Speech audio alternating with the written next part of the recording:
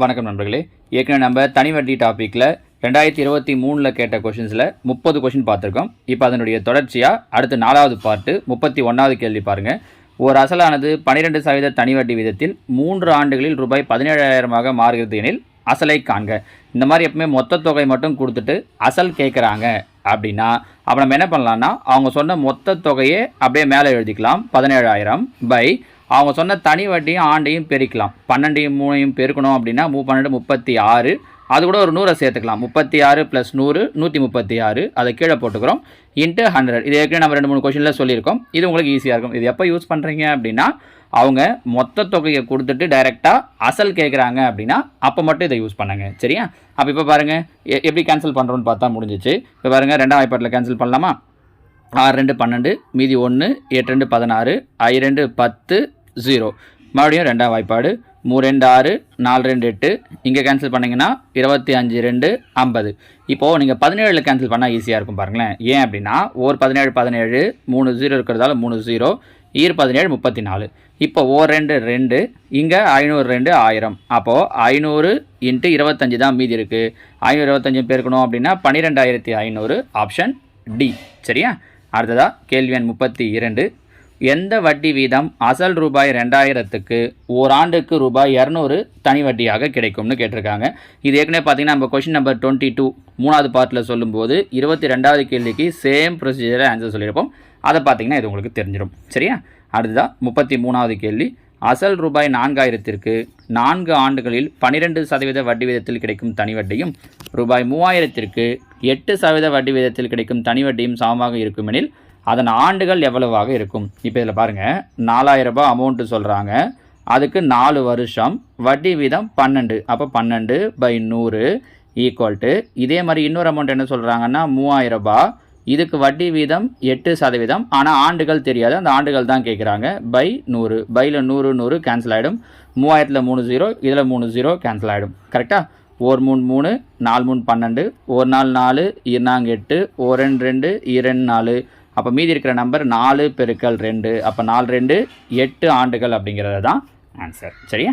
அடுத்ததாக கேள்வி எண் 34. எல்லாமே அந்த ஒரே ஒரு I = PNR/100 தான். அது தெரிஞ்சிச்சு அப்படின்னா போதும், மொத்தமாக எல்லாத்தையுமே முடிச்சிடலாம். சரியா? தனி வட்டியை பொறுத்த வரைக்கும். அடுத்தது 34. ரூபாய் 16,800 தொகைக்கு ஆண்டுக்கு 6.25% வட்டி வீதம் 9 மாதங்களுக்கான தனி வட்டி. அப்போ அசல் வந்து 16,800. ஆண்டுகள் போடும்போது மட்டும் என்ன சொல்லியிருக்கோம்னா ஆண்டாக தான் இருக்கணும், மாதமாக இருக்கக்கூடாதுன்னு சொல்லியிருக்கோம். அப்போ 9 மாதங்கிறத வருடமாக மாற்றணும் அப்படின்னா பையில் 12. சரியா? ஏன்னா ஒரு வருஷத்துக்கு 12 மாதன்றதால. அப்போ 3 9, 4 3 12. ஸோ ஆண்டுகள் வந்து 3/4. வட்டி வீதம் 6.25, 6 24, ஒரு 1. அப்போ 25/4. வழக்கம் போல் பையில் 100, 0 0 0 0 கேன்சல் ஆகிடும். அடுத்தது 4ஆம் வாய்ப்பாடு 1 4 4, 2 16, 2 8, 2ஆம் வாய்ப்பாடு 2 4 21 42. ஸோ 21 × 3 × 25 பெருக்கணும் அப்படின்னா 1575 பை கீழே என்ன இருக்குது அப்படின்னா 2 2ஆல் வகுத்தோம் அப்படின்னா 787.50, ஆப்ஷன் ஏ. அடுத்தது கேள்வி எண் 35 பாருங்கள். எத்தனை ஆண்டுகளில் ரூபாய் 5,600 ஆண்டுக்கு 6% தனி வட்டி வீதத்தில் ரூபாய் 6,720 மாறும்? அப்போது அசல் வந்து 5,600, அது எவ்வளோவா மாறுது அப்படின்னா 6,720. அப்போ வட்டி எவ்வளோ ஆகுது? 1,120. கரெக்டாக? I = P.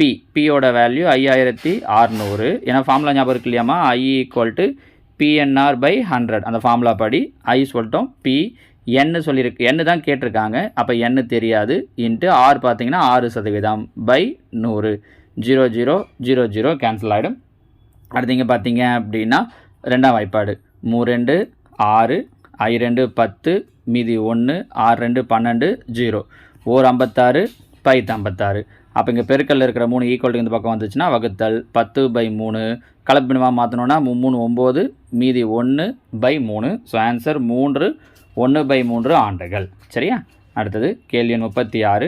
ரூபாய் 4000க்கு 5% வட்டி வீதம் 2 ஆண்டுகளுக்கு கிடைக்கும் தனி வட்டி எவ்வளவு?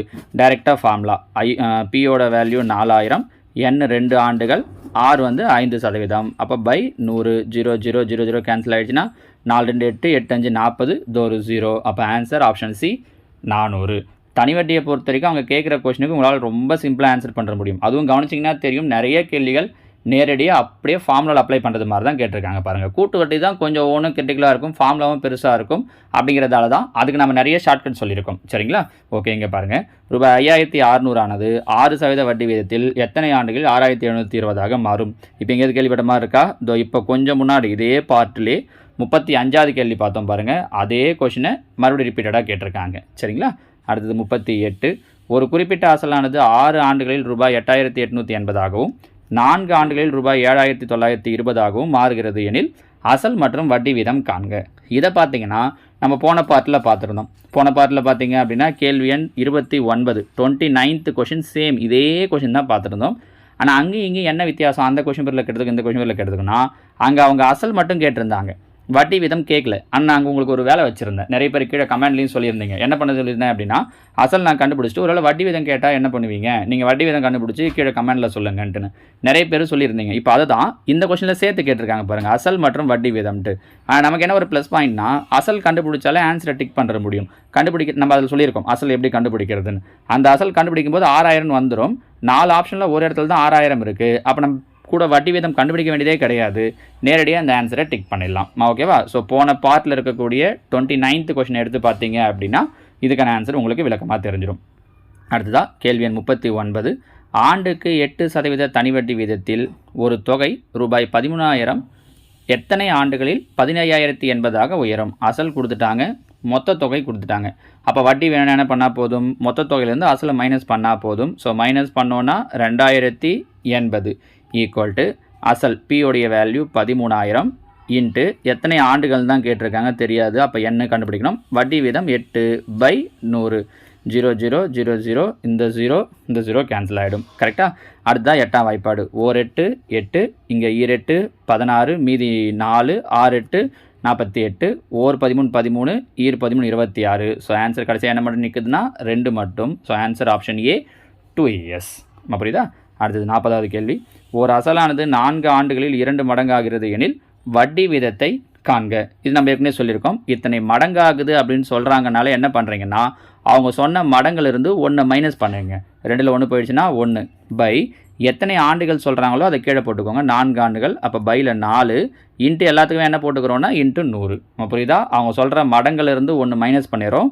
பை எத்தனை ஆண்டுகள் கொடுத்தாங்களோ அது இன்ட்டு 100. ஒரு நாள் 4 25 நாங்க 100. ஸோ எத்தனை வருஷத்தில் எத்தனை சதவீதம் அப்படின்னா 25%. Option C. சரிங்களா?